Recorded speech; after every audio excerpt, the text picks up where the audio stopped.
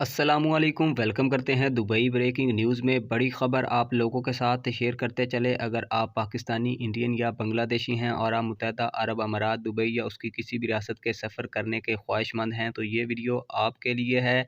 अब जब तक आप ये 4 शराइत लाज़मी तौर पर पूरी नहीं करेंगे, आपको मुत्तहदा अरब अमारात, दुबई या उसकी किसी भी रियासत में दाखिल नहीं होने दिया जाएगा। नाज़रीन, मुकम्मल तफ़सीलात आप लोगों के साथ शेयर करने जा रहे हैं इसी शॉर्ट सी वीडियो में। वीडियो को शुरू से आखिर तक आपने लाज़मी तौर पर देख लेना है।